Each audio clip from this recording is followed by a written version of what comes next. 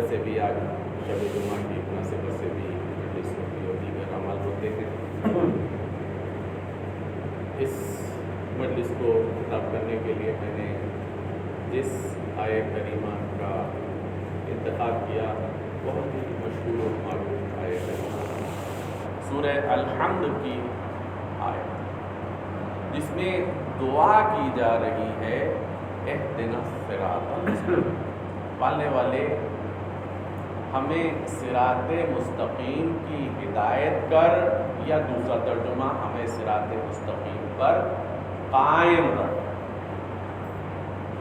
اب صراط مستقیم کیا ہے؟ اردو ٹرانسلیشن کے حساب سے صراط مستقیم مانے سیدھا راستہ. بہت سی جگہیں ایسی تھیں جہاں پر سیدھا راستہ نہیں ہے تو بھی کیا کیا جائے؟ آپ کو یہاں سے حضرت گنج جانا ہے، آپ کہ ہم کو سیدھا راستہ بتاؤ. ہم کہ سیدھا راستہ تو یہاں سے کوئی ہے نہیں، یہاں سے یا تو داہنے مڑو چوک سے ہو کے جاؤ، یا بائیں مڑو ادھر سے ہو کے جاؤ، اس کے بعد بھی ادھر مڑو ادھر مڑو ادھر مڑو، تب وہاں مسجد تک پہنچو گے. تو کوئی سیدھا راستہ تو نہیں ہے. پھر آپ نے کہا کہ اچھا ٹھیک ہے، ہم گوگل کو بولتے ہیں، گلگلے کو. تو گوگل نے بتایا کہ آپ یہاں سے داہنے مڑیے بائیں مڑیے، ادھر سے اس نے بتایا، اور اس نے کہا کہ you are on the fastest route. یہ بتایا کہ یہ جانے کا آپ کا سب سے چھوٹا یا سب سے فاسٹیسٹ روٹ ہے، یعنی دوسرے راستے پر رکاوٹیں ہیں اور چنے ہیں، وہ تھوڑا لمبا راستہ ہے، اس لیے آپ کو یہاں جانے کا جو سب سے سیدھا سب سے شارٹیسٹ روٹ ہو سکتا ہے وہ روٹ آپ کو بتا دیا گیا کہ آپ اس روٹ کو پکڑ لیجیے تو آپ ایسے سیدھے پہنچ جائیں گے، کم ڈیوریشن میں پہنچ جائیں گے، ہیسل فری ہوں گے، یعنی زیادہ وہاں پر شاید ٹریفک جام نہ ملے، زیادہ کوئی دوسری چیزیں نہ ملی، اس لیے آپ آسانی سے اس راستے سے آپ پہنچ جائیں گے. تو ایک گوگل جو امریکہ میں بیٹھی ہوئی عورت، وہ ہم کو یہاں گائیڈ کر دیتی ہے کہ یہاں سے ادھر جاؤ ادھر جاؤ ادھر جاؤ ادھر جاؤ. یعنی ہمیں صحیح راستہ معلوم کرنے کے لیے کسی نہ کسی کی مدد کی تو ضرورت ہوتی ہے. اب جس کی مدد کی ضرورت ہے اسی کو وسیلہ کہا جاتا ہے. آج مسلمان کہتے ہیں بغیر وسیلہ کے اللہ سے طلب کرو. تو ٹھیک ہے، سیدھے راستے سے آپ جائیے. اگر آپ کو سیدھا راستہ پتا ہو، ہمیں تو پتا ہے کہ اہل بیت کا راستہ ہے، وہی سیدھا راستہ بتانے والا ہے. اگر اللہ کے پاس جانا ہے تو سیدھا راستہ وہی ہے کہ جو اہل بیت کا بتایا ہوا راستہ ہے. ایک سلوات دیتے پر محمد.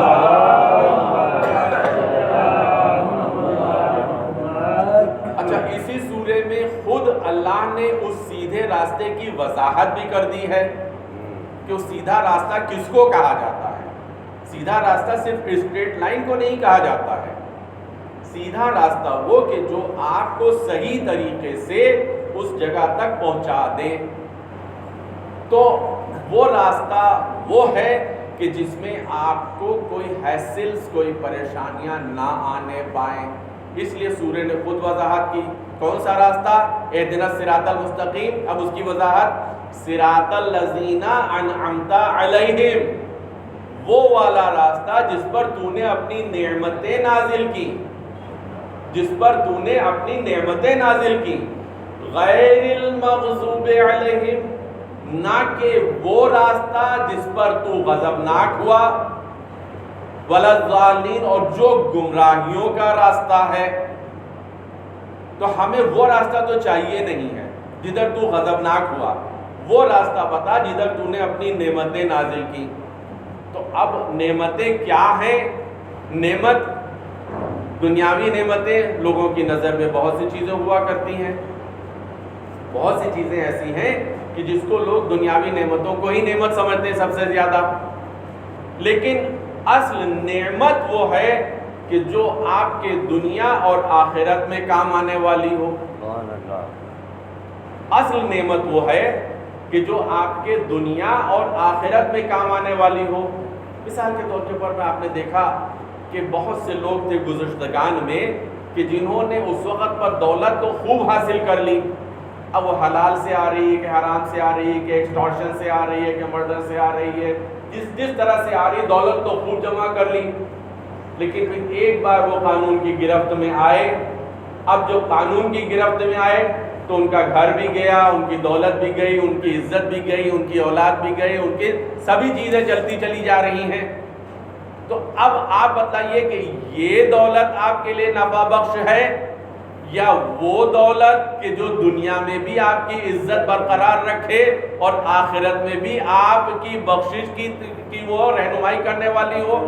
تو ظاہر سی بات ہے ہمیں وہ دولت چاہیے ہے کہ جو دنیا میں بھی دیر پا ہو اور آخرت میں بھی ہماری بخشش کا سامان ہو، یعنی وہ سوائے اہل بیت اطہار علیہ السلام کے اور کوئی دوسری نہیں ہے۔ ایک صلوات دے کے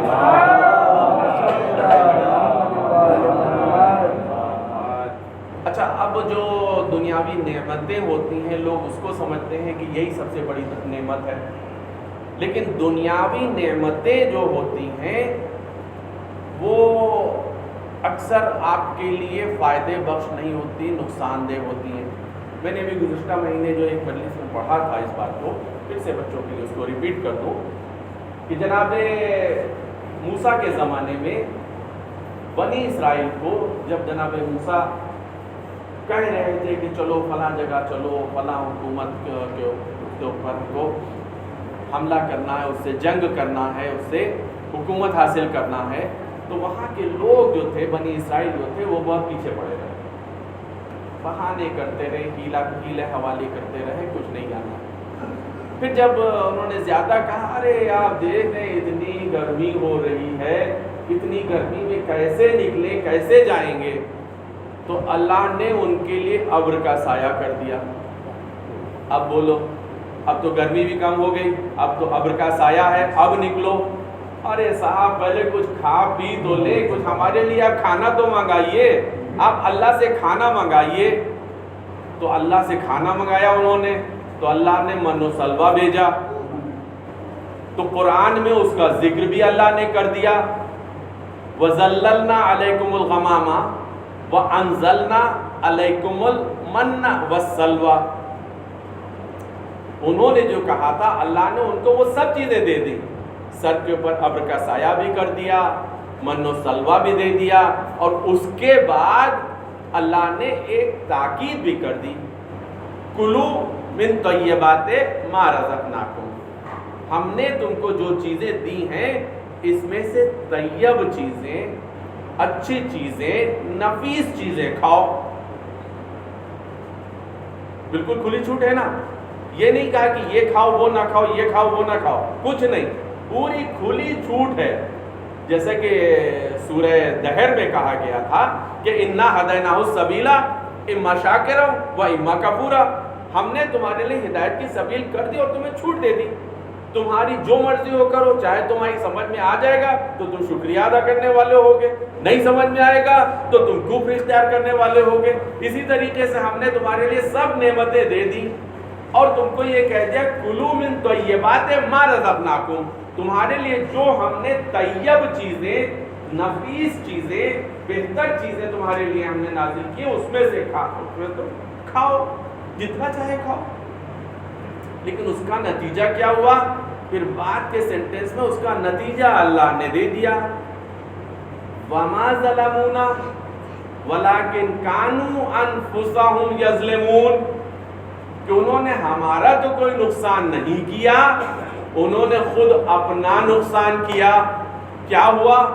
اللہ نے ان کو طیب چیزیں دیں، انہوں نے نہیں صاحب ہم یہ تو نہیں کھائیں گے، ہم تو صاحب برجر کھائیں گے، ہم تو چائنیز کھائیں گے، ہم تو چاؤمین کھائیں گے، ہم تو ہیمبرگر کھائیں گے، مازاللہ مطلب ہاٹ ڈاگ کھائیں گے، گرم کتا، مطلب ایسی ایسی چیزیں چلتی ہیں، ہم تو یہ کھائیں گے۔ اب کھائیں گے تو کیا ہوگا؟ اس کے بعد پھر کیا کھائیں گے؟ مائسین کھائیں گے۔ کون سی مائسین کھائیں گے؟ کوئی نہ کوئی مائسین کھائیں گے، یعنی میرے پاپ کی سزا یہ دوائیاں کھائیں گے۔ یعنی اگر حلال چیزیں، طیب چیزیں کھائیں گے تو بیمار نہیں پڑیں گے، اور اگر طیب چیزیں نہیں کھائیں، اچھا طیب صرف یہی معنی نہیں ہے کہ وہ پاک و پاکیزہ، طیب کے معنی یہ بھی ہے کہ آپ نے کسی کا حق تو چھین کے نہیں کھایا ہے۔ میں اس کو کئی بار پڑھ چکا ہوں، پھر سے بچوں کے لیے ریویژن کے طور کے اوپر میں اس کو بتا رہا ہوں کہ دیکھیے طیب چیز یہ تو صحیح ہے کہ جو طاہر ہے وہ طیب ہے، یعنی پاک غذا وہ طیب ہے، لیکن جو طیب ہے وہ بھی اگر آپ نے اپنے حصے سے زیادہ کھایا، آپ گئے صاحب ولیمہ بہت دنوں کے بعد، تو یار 2-3 مہینے کے بعد تو دعوت ملی ہے، آج تو بریانی کی جتنی بوٹیاں آئیں گی سب میری پلیٹ میں نظر آئیں گی، آپ نے خوب کھا لی بوٹیاں ہیں، آپ نے دوسرے کا حق چھین لیا۔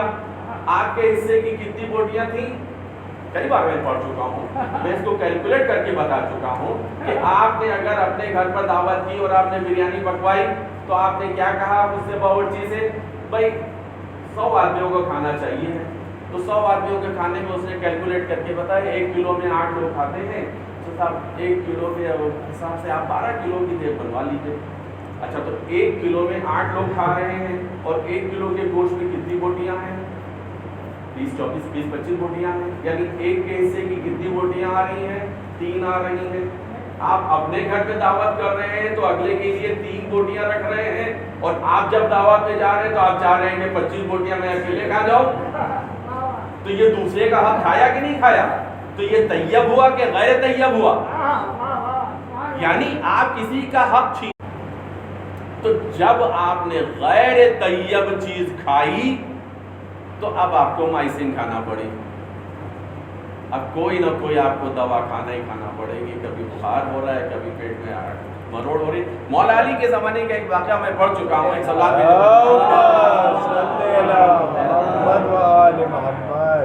کہ مولا علی کے زمانے میں ایک شخص آیا مولا کے سامنے، پیٹ کے اوپر میں ہاتھ اپنا رکھے ہوا آ رہا ہے، کیا ہو گیا؟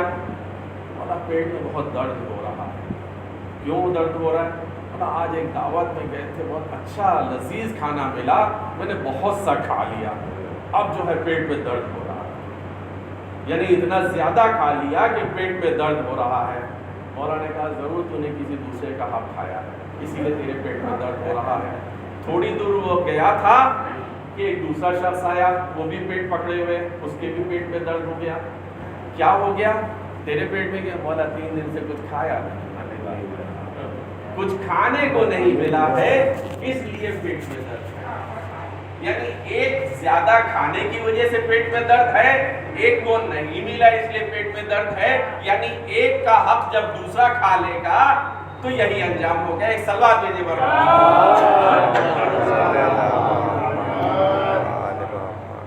تو یہ ہے کہ ہم جو کھائیں وہ طیب غذا، یعنی کسی دوسرے کا حق تو ہم نے نہیں چھینا ہے۔ ابھی آپ نے دیکھا رمضان کا مہینہ گزرا کہ رمضان کے مہینے میں ہم لوگ جو روزہ رکھتے ہیں، یہ روزہ رکھنا اللہ ہم کو کوئی پنشمنٹ نہیں دے رہا ہے کہ تم مسلمان ہو اس لیے تم کو 1 مہینہ بھوکا رہنا پڑے گا، پنشمنٹ نہیں ہے یہ ایک ٹریننگ سیشن ہے، یہ ایک ٹریننگ سیشن ہے کہ 30 دن تک دیکھیں تم ہماری محبت میں صرف اتنا ڈیوریشن جو صبح سے لے کر کے اور مغرب کے بعد تک یعنی لیل تک تم اپنے کو ان چیزوں سے روک سکتے ہو کہ نہیں، جو تمہارے لیے حرام نہیں حلال ہے، لیکن وہ حلال غذا کیا تم ہماری محبت میں اپنے کو ان چیزوں سے روک سکتے ہو کہ نہیں روک سکتے ہو؟ اب جب آپ نے 1 مہینے تک اللہ کی خوشنودی کے لیے اللہ کی خوشنودی کے لیے 1 مہینہ تک آپ نے یہ پریکٹس کر لی، اب آپ کہیں پر گئے، آپ کو کوئی چیز کھانے کو دے رہا ہے اور یہ کھا لو، بھوک تو لگی ہوئی ہے، کیا کھا لیں گے وہ چیز؟ کوئی ایسی چیز اگر مل جائے، غلط چیز خدا نخواستہ کہیں مل جائے تو کیا کھا لیں گے؟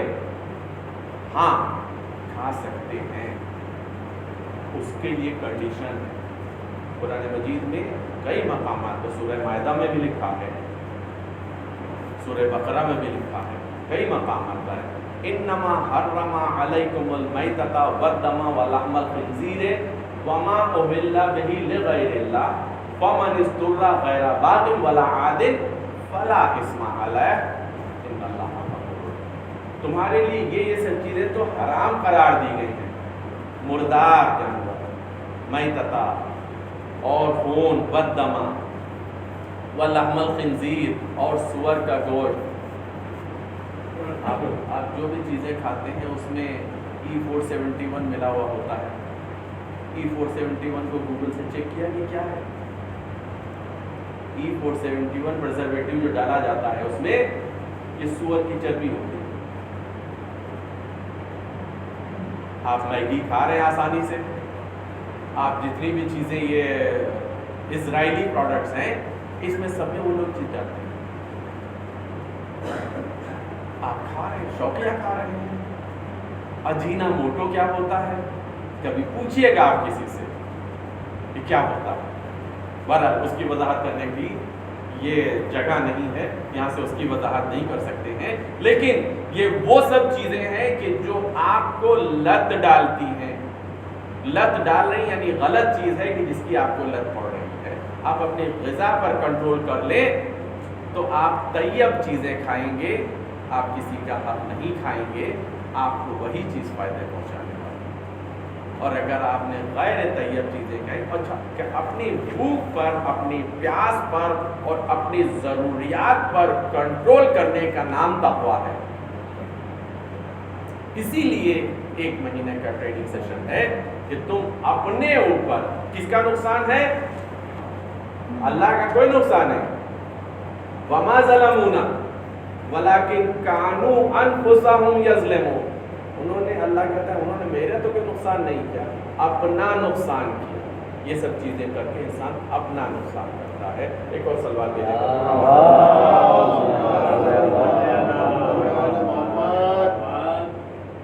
تو عزیزوں, ابھی 1 مہینہ گزرا ہے کہ جس میں ہم لوگ پورا پریکٹس کر چکے ہیں. الحمدللہ مجھے یہ دیکھ کر کے بڑی خوشی ہے کہ اس مسجد میں کم از کم, باقی ادھر جگہ تو میں نے نہیں دیکھا, کہ ایسا نہیں ہے کہ صرف رمضانی مسلمان آتے تھے. یہاں ماشاءاللہ سے اصلی مسلمان آتے ہیں کہ جو رمضان ختم ہونے کے ختم ہو جانے کے بعد بھی ماشاءاللہ سے اچھے خاصی صفحے بھری رہتی ہیں. ماشاءاللہ سے کافی مومنین رمضان کے بعد بھی آتے ہیں. وہ رمضانی مسلمان دوسرے ہوتے ہیں کہ جو افطاری مسلمان ہوتے ہیں, یہ یہاں وہ والے نہیں آتے ہیں. یہاں اصلی والے آتے ہیں کہ جو رمضان کے بعد بھی نظر آ رہے ہیں. اس کے معنی یہ اصلی والے ہیں.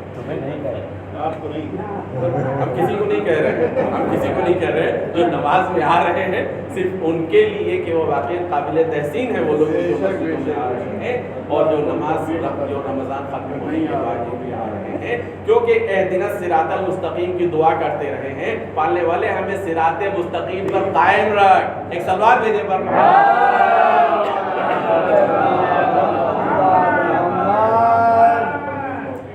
بس کیونکہ آج شب جمعہ ہے, آپ بتا دو کہ زیارت کے لیے مجھے بھی اس میں جانا, ایسا زیادہ تفصیل میں جانا موقع نہیں. ہمیں بس یہی ہے کہ دعا یہی سے کرنا ہے اللہ سے, پالنے والے ہمیں صراط مستقیم پر قائم, وہ راستہ کہ جو اہل بیت کا راستہ ہے ہمیں اس راستے پر قائم. کیونکہ دنیا میں اس وقت آپ دیکھ رہے ہیں کہ کیا کیا چل رہا ہے. اہل بیت کی دشمنی کس کس طریقے سے ہو رہی ہے. آپ کو معلوم ہے 8 شوال کو ہر جگہ پر احتجاج ہوتا ہے. ہمارے شہر میں بھی ہوتا ہے, کئی مقامات پر ہوتا ہے. میں یہ نہیں کہتا کہ آپ کو فلاں جگہ پر جائیں اور فلاں جگہ پر نہ جائیں, لیکن کوشش کریں کہ ہم اس احتجاج پہ شامل ہوں جو انہدام جنت البقیع کے سلسلے میں احتجاج کیا. جیسا کہ معلوم ہے بچوں کی انفارمیشن کی وجہ سے کہ جنت البقیع میں جہاں پر جناب سیدہ کا مزار تھا اور جہاں پر ہمارے دیگر ائمہ کے مزارات تھے, ان کو اس آل سعود نے, سعودی حکومت نے آج سے 100 سال پہلے منہدم کر دیا. کہ ان کے وہابیت میں یہ ہے کہ کسی کی کوئی مزار نہیں رکھا جاتا, لہذا انہوں نے ان مزارات کو منہدم کر دیا. لیکن ہمارے لیے وہ متبرک مزارات تھے, اس لیے ہم اس کے لیے احتجاج کرتے ہیں. ہم ہندوستانی حکومت سے احتجاج نہیں کرتے, ہمیں لوکل گورنمنٹ سے کوئی احتجاج نہیں ہے، لیکن ہم ان کے ذریعے سے، اپنی اس حکومت کے ذریعے سے اپنا احتجاج سعودی کے پاس تک پہنچانا چاہتے ہیں کہ ابھی بھی یہ قوم زندہ ہے، کہ اگر آپ نے ہمارے مزارات کو منتقل کیا تو ہم آج بھی اس کے لیے احتجاج کر رہے ہیں اور اس کو احتجاج کرتے رہیں گے جب تک وہ مزارات پھر سے تعمیر نہیں کر دیا جائے۔ اور پالنے والے سے دعا ہے کہ پالنے والے وہ دن جلد آئے کہ ہم دیکھیں کہ ان مزارات کی تعمیر پھر سے۔ تو اس سلسلے میں یہی ہے کہ دشمن کس کس طریقے سے اپنی سازشیں چل رہا ہے، اس نے ان مزارات کو منتقل کیا اور ہم اس کا احتجاج کرتے ہیں تاکہ ہم ان احتجاج کرنے والوں کو شامل ہوں۔ اس سلسلے میں ایک چھوٹی سی مثال بچوں کے لیے میں بتانا چاہتا ہوں، پھر سے اس کو ریپیٹ کر رہا ہوں کہ جس وقت کے اوپر میں نمرود نے آگ روشن کی جناب ابراہیم کو آگ میں ڈالنے کے لیے، تو آگ بہت بلند شعلے اس کے جا رہے تھے، بہت بڑی آگ اس نے جمع کی، یعنی جلائی جناب ابراہیم کو اس میں۔ اب جب اتنی زیادہ آگ بن گئی تو اب اس میں کون لے کر کے جائے ان کو ڈالنے کے لیے، وہاں تک اس کے قریب تک کوئی نہیں جا پا رہا، اتنی تیز ہے اس کی گرمی، کوئی اس کے قریب تک نہیں جا پا رہا ہے۔ تو اس وقت کی وہ ایجاد کی گئی تھی منجنیق، یعنی جسے غلیل کہا جاتا ہے، منجنیق کی ایجاد کی گئی کہ جس میں رکھ کر کے ان کو اس میں ڈالا گیا اور آگ کے بیچ میں ان کو ڈالا گیا۔ تو اس وقت کے اوپر میں جب نار نمرود پورے عروج پر تھی تو ایک چھوٹی سی چڑیا اپنی چونچ میں دریا سے پانی لے کر کے آتی تھی اور اس میں ڈالتی تھی۔ جب اس چڑیا نے کئی بار یہ کیا کہ ادھر سے پانی لے کر کے آئی اور لا کر کے اس میں ڈال رہی ہے، تو اس سے کسی چڑیا نے پوچھا کہ یہ تم کیا کر رہی ہے؟ اس نے کہا میں آگ میں پانی ڈالوں، تم دیکھ رہی ہو اتنی زیادہ آگ ہے اور تم اتنی سی جو پانی لے کر کے جا رہی ہو، تمہارے پانی سے کیا وہ آگ بجھنے والی ہے؟ اس نے کہا نہیں، مجھے معلوم ہے کہ اس پانی سے یہ آگ بجھنے والی نہیں ہے، لیکن کل کو جب اس کو پوچھا جائے کہ نبی اللہ کو جلانے کی سازش کرنے والے کون تھے اور ان کو بچانے والے کون تھے، تو میرا نام کم سے کم نبی اللہ کو جلانے والوں میں شامل نہ ہو۔ اس لیے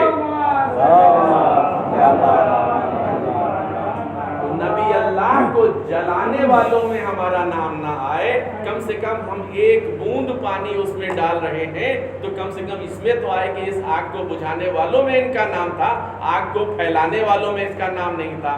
اسی لیے ہم کو بھی احتجاج میں شامل ہونے کی ضرورت ہے تاکہ ہمارا نام ان انہدام کرنے والوں کے سمپیتھائزرز میں نہ ہو، بلکہ ہم اس کے احتجاج کرنے والوں میں شامل ہوں۔ ایک اور سلوات بھیجیں۔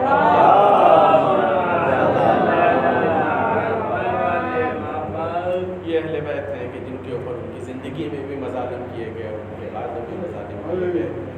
جناب سیدہ فاطمہ، جناب سیدہ کس طریقے سے رسول اللہ سے بیان کرتی نظر آتی ہیں کہ صبت علیہ مصائب اللہ ونہا، صبت علی الایام سرنا لیالیا۔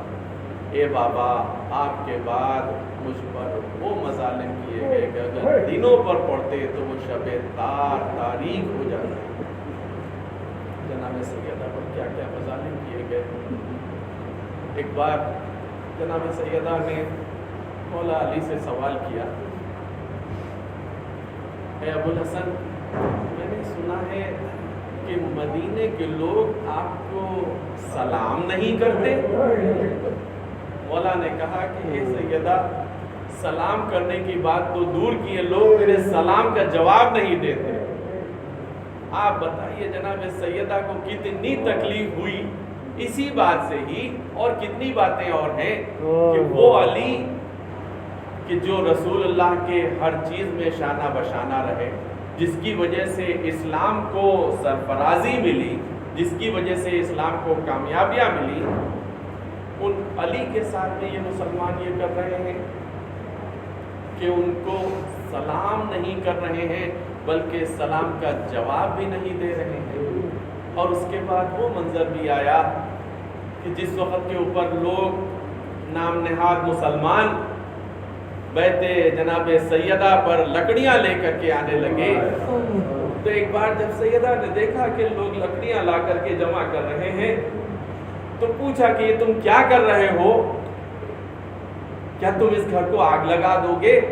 تو ان مسلمانوں نے یہ کہا کہ ہاں ہم اس گھر کو آگ لگا دیں گے, علی کو ہمارے حوالے کرو ورنہ ہم اس گھر کو آگ لگا دیں گے. تو سیدہ نے یہ بھی کہا کہ تم اس گھر کو آگ لگا دو گے جس میں فرزند رسول یعنی حسن اور حسین بھی ہیں. انہوں نے کہا ہمیں اس کی کوئی پرواہ نہیں ہے, ہم اس گھر کو آگ لگا دیں گے. اور یہ صرف کہنا ہی نہیں تھا, لوگوں نے دروازے پر لکڑیاں جمع کر کے آگ لگا دی اور پھر جلتا ہوا دروازہ جناب سیدہ پر اس طرح سے گرایا گیا کہ جناب سیدہ کا پہلو شکستہ ہوا. بطن میں جناب محسن تھے, محسن کی شہادت بطن مادر میں ہوتی ہے. جناب سیدہ کو غش آ جاتا ہے اور اس کے بعد جب غش سے افاقہ ہوا تو پوچھتی ہے فضا ابو الحسن کہاں ہے؟ تو بتایا گیا کہ ارے ان کو لوگ مسلمان اس طریقے سے اسیر کر کے لے کے گئے ہیں, گرفتار کر کے لے کے گئے ہیں. جناب سیدہ نے اپنے سر پر چادر ڈالی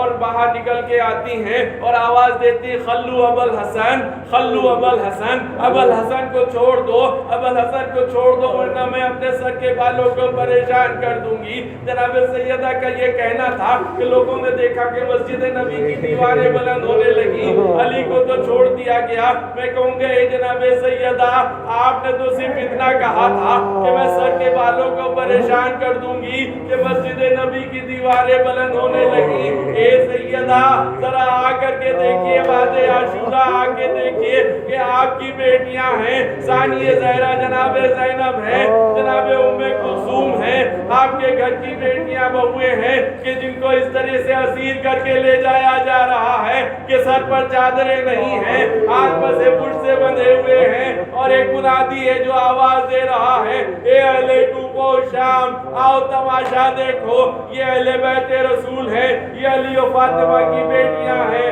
جو اس طرح سے اسیر کر کے لے جائی جا رہی ہیں.